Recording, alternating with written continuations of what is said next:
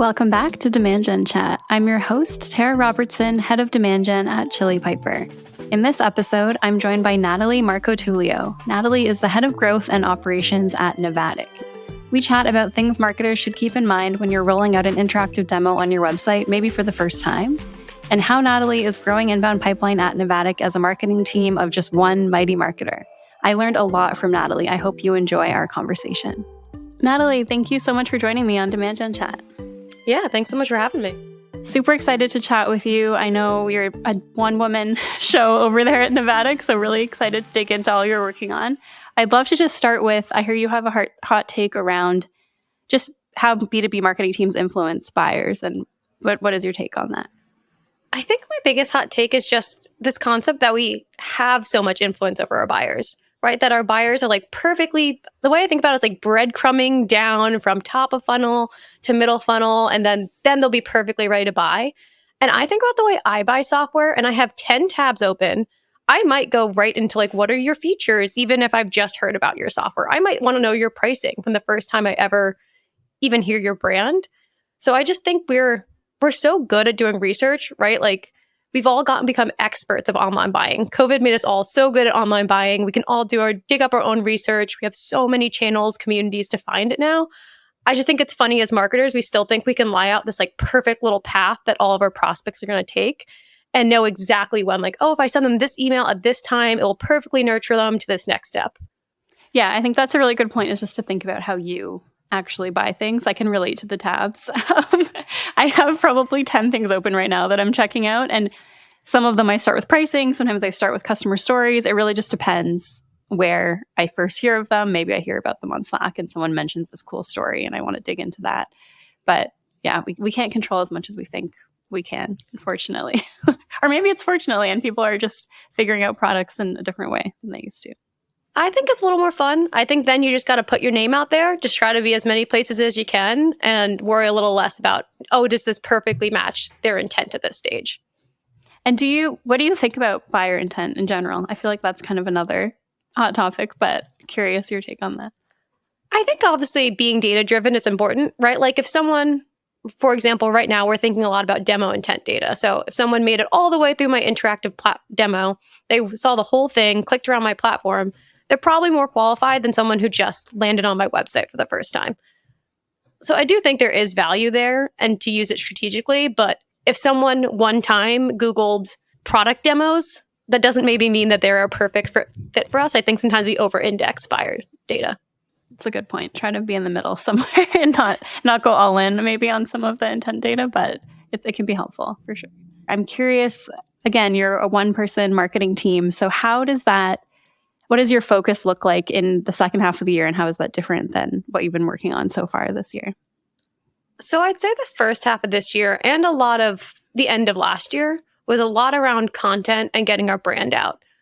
Mm-hmm. I think especially for our stage where we're at Navattic, it's a pretty competitive market. It really kind of blew up out of nowhere. Like when I first joined, no one knew what an interactive demo was, and now it's much more popular. So for us, our main priority for the past, I'd say 6 months was we got to get our name out there. We're going to be forgotten. We're going to get left behind. The category creators, whatever you call it, they're being created, I guess, during this time.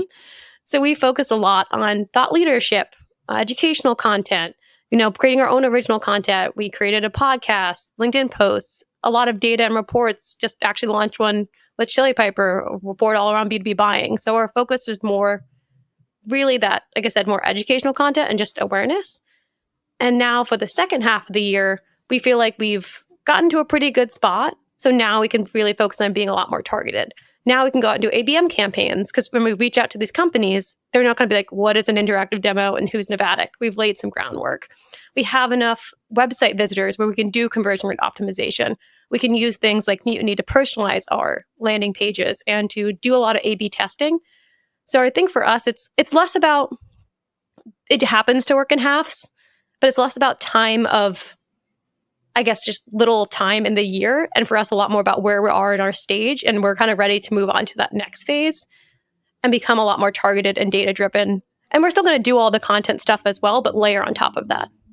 And when you say you feel like the foundation is there, people know what an interactive demo is now, how do you figure that out? Was it feedback from your sales team? Was it what you were hearing from other marketers? A combination. So one, feedback from sales team. Like now when they jump on calls, it's no longer, this is kind of cool. I'm exploring it, but don't really get it. It's much more, I'm evaluating these 5 people and this is why I want this. And then also, speaking with customers, speaking with just like networking events. Like when I first joined, I'd go to a networking event and like I said, people were like, what? Who? An interactive demo? Navattic? Like no one knew what it was. And I'm not saying we've fully made it yet. We still have a lot of work to go. But I just feel like we're in a better spot where more people understand what it is, where we can, again, do some of those more, I guess, advanced marketing tactics. Yeah. And it sounds like some of that, I mean, it's nice to be data-driven, like you were saying, but some of that is really just gut feel. When you're going to an event and you meet people and you explain what you do, if they get it right away, that's obviously a great sign that you're on the right direction. But sometimes you meet people at an event and they say like you were saying, Navattic, and they can't even, they're not sure what you're saying. So that's a sign that like, okay, maybe we're not ready to do things like targeted ABM, or maybe we need to step back and do more kind of brand building campaigns. I think that's where conferences have a lot of value, because at least for me, sometimes I know I can be in a LinkedIn bubble and I'm like, everyone knows us. Look at all these people who are commenting and all this. But then I'm like, okay, these are all people who live on LinkedIn. They tend to be maybe a little more dated, or I guess just like want to seek out those best practices. They want to learn about technology. I think conferences is a great place to gut check yourself sometimes, get a little ego realization of like, okay, the average marketer still might not know interactive demos, or they're getting a little closer. I think though it's one of the best places to figure that out. Yeah. Other than events, is there anything else you found useful to do that gut check? Because I know for us, we have a pretty small marketing team, but we often run things by each other on Slack of, hey, is this line too much? Or what do you think of this meme? Does it make sense? Do you have any tactics for yourself as a team of one to get that gut check from others? I do sometimes rely on, my CEO, head of sales, especially for messaging sometimes with head of sales. But that's where I think communities like LinkedIn, we're pretty lucky. We have some great advisors at Navattic too, who I can gut check. So I've now made enough, I guess, marketing friends is the best way to put it, where I can sometimes gut check with them. And especially what's really nice, so I try to find someone who's a like special, like their specialty is that exact thing I'm working on, and say like, hey, you're an expert at this. Does this make sense? Does this resonate? And are there any like pitfalls that I'm not thinking of, or anything that like best practices I just know before I dive into it? Yeah, that's a great point. On a small team, I mean, you're doing everything, so a little bit of everything. But when you talk to marketers at bigger companies, I know for me, some of our customers, like most of their day is managing the funnel and looking at conversion metrics. And I just think like, oh, I wish I had the luxury of having that be my role. So it can be interesting to talk to people on bigger teams where they're so specialized, and you can really learn from just what different marketers are working on. Exactly. Yeah. And especially because if they've, like the example I keep coming back to is if you're an expert on LinkedIn ads and you run, thousands of LinkedIn ad campaigns, you might know that an average click-through rate is going to be pretty low. With LinkedIn ads, unless you're an expert at it, you're probably not getting 10% click-through rate. And then if you're brand new to LinkedIn and you go and set up a campaign and you get a 0.5% click-through rate, you might be like, oh my God, I am terrible at LinkedIn and we should never use this channel again. So sometimes just having someone who can be like, no, that's normal, or maybe do these tweaks and maybe that's a little bit on the lower end. Just even that type of gut check is so helpful. Just be like, am I on the right track? Yeah, that's a really good point, especially on the metric side. On the CRO front, I know you mentioned earlier you finally have enough traffic to actually run CRO tests, but being in some Slack communities around CRO now, I'm seeing the conversion metrics improvements and just thinking like we had really lofty goals when we first started doing CRO. And some of them have panned out really well, but other times you need that gut check of, am I crazy to expect this conversion, or just tossing out benchmarks like that. Exactly. Like when you're setting those OKRs and you're kind of just guessing, it's nice to have that second look.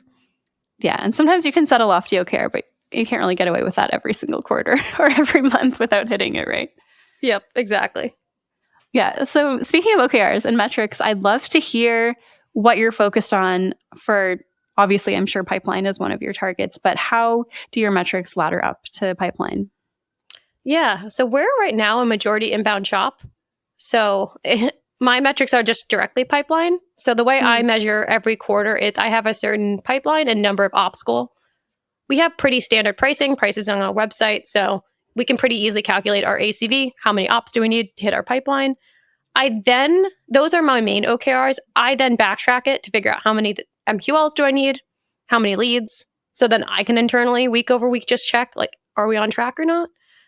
But my main numbers are just really pipeline, because that's, at least for on net new sales, that's basically our main form of revenue right now. And since you mentioned MQLs, I have to ask, how do you define an MQL at Navattic? We have the most basic MQL, and I don't even know if some people would take us as MQL. We have nothing gated on our website, so we don't really get an email until you literally book a demo with us. So an MQL is just how many people booked a demo with us. So that makes your metrics really straightforward to calculate then, because once you figure out that conversion rate to demo. Exactly. That's what's really nice. Like, forecasting is really easy here. And because also we have, public pricing, our pricing is pretty straightforward. It doesn't kind of go all over the place. So it is pretty nice. Like, usually I always joke with our head of sales that, like, I have this perfect little formula that I calculate, and then he'll have his little gut check as far as what quota should be and what our goal should be. And I'm usually pretty close with my formula. And he gets annoyed. He's like, it's not just all about the numbers. I'm like, but my math hasn't been wrong yet. That's really nice. And that's helpful to have the gut check from sales too, obviously, but to be able to have a formula for yourself. I know a lot of marketers have goals of like thousands of MQLs, but then they get maybe 5 opportunities. So they're probably really envious of the setup that you have. But is there anything else further up funnel that you're looking to track? Because obviously measuring demo requests and MQLs is great, but you can't always impact that every single day. I think one big thing for us is word of mouth leads. So that was when I was talking about all that, brand awareness stuff, educational content. That's pretty hard to measure how you're doing on it. So for us, figuring out how many people literally said, how did they hear about us? Word of mouth. That was a big test of that. Okay, are we kind of getting a little more of that virality? Do more people just know about us? And then, LinkedIn followers, website traffic. That's also been pretty big to see, is anything we're making a more direct impact? And what about on the customer front? Are you also responsible for measuring anything there, or does it stop once the opportunity is closed for you? I'm not directly responsible for, let's say, like NPS score or customer health. That is our CS side. Like I said, those word of mouth leads or referral leads, that I'm more responsible for and part of. So I work pretty closely with our CS team on like customer advocacy. So for example, I help out, we have a customer ambassador program where customers will be invited to a special event and might get special swag and, little extra things. So while I don't directly get measured for, like I said, customer health, I do work closely with our CS team to try to make sure we're doing a lot to bring just joy to our customers, because we know that goes a long way with them referring us and then talking about Navattic. I'd love to dig into, so obviously interactive demos, you mentioned maybe a year ago, people weren't talking about it too much. Right now, I feel like I see it everywhere, not just because I'm connected with you, but it is definitely one of those tools that's becoming more of a must-have versus nice-to-have in people's tech stack. So one piece of feedback, or I guess concern that I hear from marketers is, hey, we'd love to implement this, but I can't impact my demo request number. I have to hit that MQL or that demo request number every month. Is there anything either advice you would give them, or maybe that assumption isn't necessarily true? I'm curious how you would address that. Both have advice, and would say, we heard that a lot more, I think, near the beginning. And maybe people just aren't telling us as much. Like, people who come to us are obviously kind of past that hurdle. But I think the biggest thing is we have seen these increased website conversion rate. On average, we see about like 3x conversion rate. And we have a few different case studies. Don't have a big report that shows that yet, but a few different case studies as far as how we got to that number. And so generally these are supposed to help with the number of demo requests. But what I tell people is this shouldn't be replacing your demo. These should be, our data has shown that these should only really be like 8 to 15 steps, which is about 30 seconds. So you're not going to get your whole product value across in 30 seconds. What it really is, some customers have described it, I love this, as like a bite-sized snack. It's just a little taste. It's just something to get you excited. It's the appetizer. But by the end of it, you should want the full meal. You should want to go take that demo. And we have ways to embed CTAs throughout your interactive demo. So you shouldn't take a demo and say, oh, I get it, I'm good. It should be something that entices you to want to learn more. And we've seen that companies who do really high value driven demos that are shorter have better conversion and completion rates.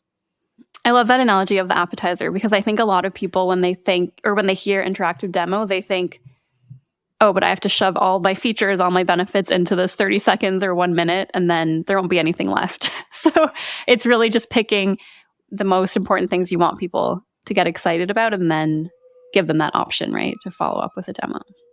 Exactly. It's funny. We often hear from customers, the hardest part is really that boiling it down, like choosing those 2 to 3 aha moments and figuring out what you want to show over actually building it out because, you know, your product's awesome. You probably have so many really cool things to show. But I always say, talk to your sales team, ask them what are the first 2 things they demo, or if they could only demo 2 or 3 things, what would they show? And you'll get a pretty good idea of what you should prioritize and put in there. And then maybe what you can, again, leave to the actual sales team to do.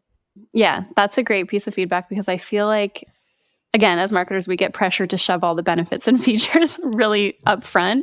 So hearing that feedback loop from sales of, okay, if I say I only had 2 minutes with someone, what would I have to show them? And kind of boiling that down would help a ton. Exactly. And we have ways too, where if you wanted to show multiple features, you know, we have a little checklist feature so someone could dive into the part just they care about. Or we've had some customers create these beautiful like demo libraries where you can go in and basically click into the exact feature that you're interested in. So if you're a more complex product and you're like, I cannot boil this down into 30 seconds, Natalie, that is insane. There are ways to get around it. But even all of those individual demos should still be, again, we see highest completion rates, highest conversion rates, 8 to 15 steps, keep it short and value focused. And say you as a marketing team or as the marketer on the team are convinced and you want to run with this, but the rest of the team who say controls your website isn't sold. How would you recommend moving forward to try to sell it to them or try to prove it out? We've seen customers do this in 2 ways. So one is if you're a marketer and you have permission, start running it on paid ads. So do it on LinkedIn ads, use the CTA, Google ads, and then once you get some data, take that back to your team and say, hey, we've seen these landing pages for our paid ads do really well. Let's put this on the website. Or you could use it first in outbound motion. So it's funny because like a lot of times marketers are like, oh, my sales team's going to hate this. And then we see time and time again, marketing will buy these demos. Sales gets a whiff of it. And they're like, I want that. I want to send that out to my prospects and start just doing it, especially the BDR outbound team, because they know all the time. They reach out to people and they say, that sounds cool. What does your product actually do? So if you can get like I would call a little tiger team of sales reps who want to try interactive demos, get them to use it in their sales process. And then once they see some results, if the AEs, if they have smoother sales cycles or BDRs get some more meetings booked, the second sales like something, they'll talk about it. And I always find if sales gives it the thumbs up, much easier to convince leadership than sometimes as marketer, which can be frustrating, but it always helps to have them in your corner. Yeah, if you can get 1 or 2 sales reps super excited about something, then that's usually a win for your execs. It's like you said, it's kind of frustrating sometimes, but it helps versus just having the marketing team on side with something. And also sort of automatically eliminates that, oh, but will sales be scared to use it? If you can say, oh, but look, sales is using it. Yeah, it's funny because I've heard that objection for interactive demos is, oh, the sales team won't like it. But I've never really dug into why. I've just heard that gut reaction from marketers. And I think in general, we're just always scared of not having enough meetings or enough leads for sales, but they know that they need more to get prospects excited to show up. They're not just trying to get someone to fill out a form. They need them to actually come and talk to them, right? Yeah, I was going to say, I think on sales time, like they'd rather send someone a demo. Obviously, they want to, have meetings, but they want them to be qualified. Like they don't want to waste their time talking to someone who has no idea what your product does. So they understand the value of warming up the leads before they have to talk to them, and sort of sometimes can eliminate that awkward first meeting of, so what do you do? Yeah, why are we here again? I don't remember what this meeting is. Yeah, that can be really helpful. And so say your marketing team's on board, your exec team is on board, and you're ready to roll out your interactive demo for the first time. Do you have any tips for, first of all, how to promote it, but also just how to roll it out across your site? Yeah. So if you're putting it on your website, we've already talked about short, focused aha moments, storyboard out, and then get everyone's feedback internally before you build it. So we have a little storyboard builder that we always send to clients. It's basically like an outline for your demo. Get that internal feedback, because it's much more annoying if you build out your entire demo and then suddenly your CEO is like, no, we need to show this feature. So that helps. And then, as I mentioned, consider breaking it up. we see that demos that are shorter get better engagement. As I mentioned, that checklist feature, we've seen that can have a 17% higher engagement versus just making one super long demo. And then another big thing is put it above the fold. This kind of is obvious, but we've seen demos above the fold or that have a little maybe link or like a CTA button that links to it have 3 times the engagement as though below the fold, which again makes sense. If people don't know it's there. If it's below the fold, they're probably not going to engage with it. And what about for having it as a CTA? Again, going back to that kind of competing with your demo request CTA, have you seen, is that a common A/B test that people run where they have book a demo or see it first kind of thing? We actually see it mostly as a secondary CTA. It's usually not companies, and that kind of goes back to the point of, will this eliminate the number of demos I booked? We don't usually see companies replacing their book a demo CTA with it. And in this day of buying, I don't think you have to. I know it used to be old marketing practice of, oh no, you only have one CTA. And again, you draw them down to this one perfect funnel and breadcrumb them. As I talked about at the beginning, I don't really believe in that. Give them options, right? Like they are high intent, they'll book a demo. If they're medium intent, they might just want to go start exploring the platform. So we do usually see it as that secondary, like take a tour CTA next to the book a demo.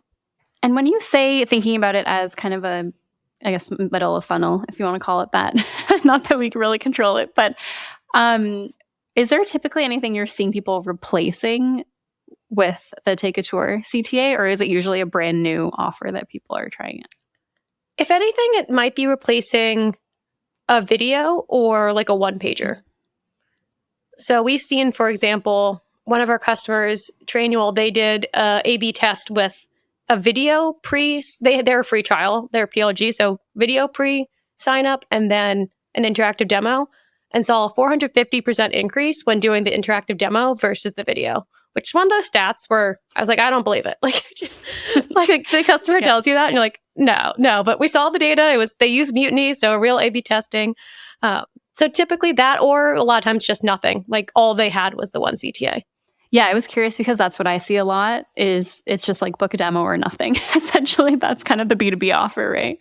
So it's good to have something for people that, again, they might not be ready to talk to sales this minute, but they're getting there. So kind of moving them along. Exactly. And I think especially when thinking about it for demand gen purposes, like if you are putting it in LinkedIn ads and stuff, when I'm on LinkedIn, and this kind of maybe counters my point at the beginning of intent, but I think there's some obvious things still, right? Like if I'm on LinkedIn, I'm probably not really looking to go book a demo with someone because let's be honest, I use LinkedIn as an escape from work. So I might not be there wanting to do more work or sign up for more meetings, but I might be ready to, to see what your product does. That's going to take me 30 seconds. So it kind of is that like middle of funnel option. If we're going to use the word funnel, that gives you like a little taste, but isn't too much of a commitment. Yeah, that's totally fair. And especially on, like we were saying, channels on LinkedIn, you might be like in line at the grocery store and you just pull out your phone for a few minutes. You're not like pulling out your calendar and looking at what's coming up. You're just browsing and seeing what you can cross off your list. So just to be more practical of the context that your offers are in. Exactly. So moving kind of outside of interactive demos for a minute, I'd love to just talk through your campaigns in general that you're running on the demand gen side at Navattic. Have you had to make any tough cuts or pause programs the last couple quarters? I know a lot of people obviously have been in that boat who are listening. So curious if there's anything that you had to, again, cut or pause and how you make those decisions yourself. Yeah. So we're kind of lucky because, I'm a team of one. To start, we had a lower marketing budget. We've always been pretty careful over how much we spend. So no huge cuts, but I'd say there wasn't that much to cut from the beginning, which makes it easier. I think, though, I do try to, any campaign I'm running. So, for example, I mentioned this ABM campaign. We're running a lot more LinkedIn campaigns for the first time. And while we know that LinkedIn isn't necessarily a place that you always get direct conversions, I still want to see, is this audience after a quarter, maybe after a month, is there any of them that move down the funnel or booked a demo? So we do it about quarterly evaluating. We find that's enough time to see, did it actually make an impact on pipeline and ops versus just, did we get a bunch of clicks from this? But I think there's also a little bit of a gut feeling working. Like you can use some of the top of funnel metrics to be like, okay, like these ads aren't performing as well. Maybe I remove this and start something new. I think those top of funnel keep using the funnel again, even though I went on this whole rant on it. I know. I do it too. It helps. Exactly. It's just easy to describe. Those more early metrics, let's call it that. Those early metrics, things like clicks and stuff, that I try to iterate much faster than quarterly. So while I might not stop an entire LinkedIn campaign, I might pause a few ad groups. So every time I launch a new campaign, I do try to launch it, make it big, overexpand. If we're going to think about Google Ads, maybe start with phrase match and then whittle it down and optimize it. And then after a quarter, evaluate, okay, I've optimized this campaign, I put in the work. Are we still seeing ROI? Yes, no. Yeah, I think quarterly, especially for, like you were saying, campaigns like LinkedIn, if you're using a brand new account list or new targeting, a lot of marketers, especially now that I talk to, are being asked within a week, hey, what are the results like? Should we pause? Should we double down? And it's so tricky because, again, some metrics you can see, okay, no one's clicking, no one's interested. This is very obvious. But other times, if it's going back to your account-based campaign, you might need a whole quarter to see if it's working. Have you, especially as a team of one, have you run into any pushback on that kind of quarterly performance check-in, or is it something that you've had control over? I think the key there is start small. So start with one smaller experiment. Like, don't go out, if you're doing LinkedIn for the first time, don't go out and spend $50,000 a quarter on it. If you can test as small as possible, or in a few ways that you think are going to be successful and kind of diversify, then at least you can buy yourself a little more time to get that quarterly cadence, maybe monthly. You could always try seeing, am I getting demos booked from this? But I still don't think that's enough time. So I do think if you phrase it, I think the ultimate hack to marketing is phrase something as an experiment. Say to your boss, like, okay, we're experimenting with LinkedIn ads. We're not committed to it, but I need a quarter to run this experiment. We'll spend this much, and we'll use the learnings from it. That gives you a little more leeway sometimes. Yeah, that's a great way to put it, especially being upfront with I'm only spending this much instead of, hey, I'm going to spend $100,000 this week. Is that okay? Obviously, then you're going to have to make a case for what's going on. But starting small and scaling that is really good advice. I also just think as a team of one, it's how I can function, right? Like if I tried to go into every new thing I did and went full force, spent $100,000, which I don't have, but if that's how I approached it, I would be so overwhelmed. So even internally for myself, it feels a lot better to say, I'm not committing to now doing 5 LinkedIn campaigns. I'm committing to experimenting with LinkedIn and seeing if it is worth investing more of my time and energy. So then when I go to invest time and energy, I have validated it is worth it. And what about on the organic side of things? Because obviously I see you posting a lot of great content on LinkedIn. You're growing your organic following, but that takes time and it's a commitment. Have you made kind of a promise that you're going to focus on that to yourself or maybe internally to your team? Or is it just something that you need to be doing even though you're spread very thin? That was similar to the experimenting, right? Like I tried doing some posts. I tried a variety of posts, but I wasn't posting daily. I was maybe posting twice a week, which that was pretty easy to start. And even now I don't always post daily. And when I saw a few of those do well, and now I think we see our 4th highest lead channel is LinkedIn, not just us, but like other people talking on LinkedIn, then that's when it's like, okay, now we ramp this up. Made it a lot easier and palatable. I will say too, a lot of my LinkedIn posts are very much repurposed, whether it's repurposing our podcast we do or blog posts, which are I almost directly take because I outline all of our blog posts and then send them off to a writer to write them. But I basically take the outline of the blog post and just post that to LinkedIn. So I do it in a way where it still adds time to my day and, commenting and engaging and all that, but it's not a huge lift because coming up with the actual content is just repurposing all content we're already putting out there. That's a great way to reuse what you're already doing because the creating fresh content is, to me at least, that's the most time consuming is you're just staring at a blank post trying to figure out like, okay, what should I write this week? But if you already have that bank of outlines that you've already written, that's a great tactic. Yeah, I think whenever I hear an interesting customer snippet or see someone say something, a question on interactive demos, for example, that I write those down and then that's future inspiration. And at first I was thinking, again, going back to that funnel, but first I was like, I can't just post about really niche interactive demo topics on LinkedIn. I'm going to alienate my audience. They're going to be like, stop talking about interactive demos. And then I got some early signals where people were saying, no, we really like this content. No one else is publishing it. So that's also where I started experimenting with it, but didn't double down until I got those signals where people were like, no, we like this, keep doing it. Yeah, that's a good point about sometimes when you niche down in that way, it ends up being so helpful for people because, again, even I'm not in the interactive demo space at all, but it's a topic that's come up when I've spoken to other marketers of, hey, I'm scared about doing this, or I'm scared about if I roll it out, this will happen. So there's clearly so much content that people are thinking about in that space, but I haven't seen anyone else covering it at least so far. So definitely doing something right there. I always joke, I try to speak to customers as much as I can. I look at interactive demos daily. So I'm like, oh, I'm glad this random useless knowledge of interactive demos is going to good use.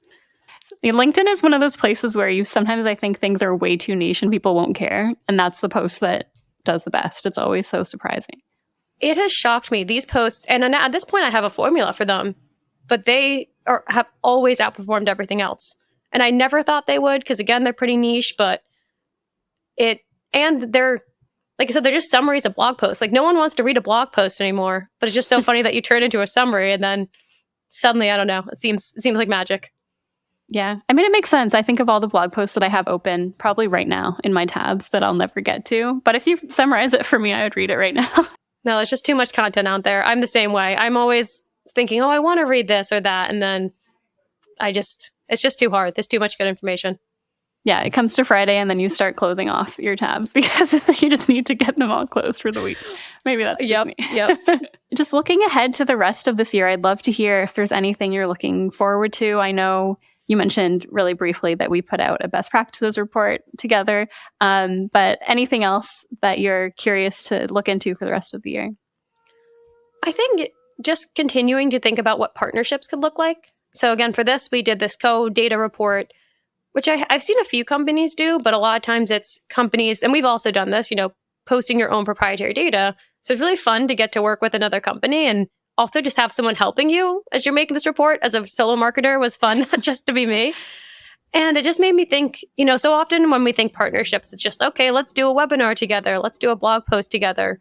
But what are some different ways that we can maybe push the boundaries a little bit and do co-marketing in a way that isn't just the typical channels we think about? So I'm excited to keep thinking through that. Another really big thing we've been trying is like co-case studies, but then packaging in a way that it's not so case study, if that makes sense. Like almost joint customer enablement, right? Like if you know that a lot of your customers are also using this other tool, how could you work with them to provide the enablement to get customers to adopt them both together and then maybe get that customer to do a little video series where they talk about it? I love that. Metadata has some really great, I think they call them playbooks around that. And yeah, theirs are so detailed and in the weeds. And again, it's super niche because you have to be using them and another tool for it to be applicable to you. But that's the kind of content that is super relevant for people that are looking to, again, do what those two tools together can do for them and fix their funnel in different ways. Or maybe it's running ads against different tech that they can target. I think similar to the LinkedIn post, like we assume that buyers don't want that much detailed information until they buy, but we've all been burned by buying a software that says, I integrate great with Salesforce, and then it doesn't maybe. So I do think having that very niche content, it just validates this person. Oh yes, someone else has done this and it has worked. And also here are use cases I could use it for. So I would encourage people to not be scared to show off some of the more advanced like playbooks or workflows that their product can do. Yeah, especially as, again, if you're buying tech and you might not be the main end user, but you're buying it and then kind of handing it off to a different team to use, you want to make sure that those integrations work as promised. And sometimes hearing it from a customer is a very different story, right? Exactly. And then you just get to hear how they use it. I think that's when I think about what I'm also looking forward to this year, really trying to use our customers more to teach our customers, because we've seen time and time again, we might share how we use it internally. We might share best practices, but it comes best coming from another customer. And I get it, right? Like no matter how plain and dry we just try to say it, we're obviously always a little biased. So sometimes people just want to hear it from a friend. Yeah, and not even biased. Sometimes customers just do things with your product that, because you're so close to it, you didn't even see, which always blows my mind. The way that people approach things can be so different for the exact same product. Yeah, that's a great example. All the time for us, we see customers using interactive demos in ways we'd never imagined. And sometimes it's not till customers get to talk to each other And we've sat in on some of these conversations where we get to hear those like nuggets of gold. I'm like, oh, you're using it for that? I never would have thought about that. Yeah, it can be surprising until you kind of just put them in a room together and let them talk and see what you come up with. Exactly. Cool. So love to move on to our rapid fire questions with you. Is there another marketer you follow that our listeners should go check out, or could be a couple different marketers? Yeah, well, first off, I didn't include this in my notes, but got to give a shout out to Arthur, who I've been working on this report with. Been so fun. If you don't follow Arthur at Chili Piper, you'll see a lot of, this is a little later, but you'll see us talking about the report. And he just has awesome stuff also on the B2B buying experience. On top of that, someone that I love, Andrew Kaplan. If you don't follow him in growth space, Brendan Hufford also in the growth space. And then we were just talking about metadata, Mark Huber. That's a great list. And we'll add all those links in the show notes in case you're not already following them. But I think I'm following all of those guys already. And what's an under the radar? It could be a channel or a tactic that you're really loving right now on the marketing side. So I realized I already said this, so I'm going to have to think of a new one. But I did mention, taking blog summaries and posting that on LinkedIn. I'm going to give another LinkedIn tip because I'm just having a LinkedIn day, so it's on my mind. But one thing I've also been doing is not just posting when something comes out, but as much as possible, teasing it. So I do this every week for a podcast. We talk about a topic, and rather than just posting the video, I post the Monday before it comes out a little tease about what we're going to talk about. And also, so that gives me another piece of content. And then the day that the podcast does come out, then I can then link back to it in that post. I think I stole this from Mark Huber, actually, so I'm going to give him credit for that. But that's been fun, just kind of stretching my content as much as possible. And I think so often when we launch something, we only think about how can I make as many posts after the fact, not as much how can I tease it out. Yeah, that's a really great point. I feel like the tease thing, I've noticed it with like some reports and bigger content pieces, but with something recurring like a podcast, I haven't seen too many people doing that, but that makes a ton of sense. And lastly, where's the best place to go follow you for more of your content? This is going to be so obvious, but yeah, LinkedIn, that's where I am most of the time, maybe a little more than I'd like to be. And then also, if you go to Navattic, you can, see some customer examples if you're curious to see more interactive demos. Awesome. Well, I'm sure most people listening are on LinkedIn, so hopefully you get a couple new followers from that. But thank you so much, Natalie, for joining me today. Yeah, this was so fun. Thanks for having me, Tara. And thanks, everybody, for listening. We'll be back in 2 weeks with a brand new episode. Thanks for listening to Demand Gen Chat. Demand Gen Chat is a Chili Piper podcast, hosted by Tara Robertson and produced by me, Nola McCoy. If you're enjoying the podcast, please leave us a 5-star rating on Apple, Spotify, or wherever you listen to your podcasts. It only takes 5 seconds and helps other marketers like you discover Demand Gen Chat. Also, if you'd like to have a question answered in a future episode, you can connect with Tara Robertson on LinkedIn. Send her a DM with your question and it could be answered on a future episode. Finally, if you've gotten this far and are wondering what Chili Piper even is, Chili Piper helps B2B marketers book more qualified meetings for their sales teams. You can't afford to leave opportunities on the table, so let your leads self-qualify and schedule a time with the right rep instantly. And that's just one of the many revenue-impacting things that Chili Piper does. Visit chilipiper.com to learn more. And thanks again for listening. We'll see you on the next episode of Demand Gen Chat.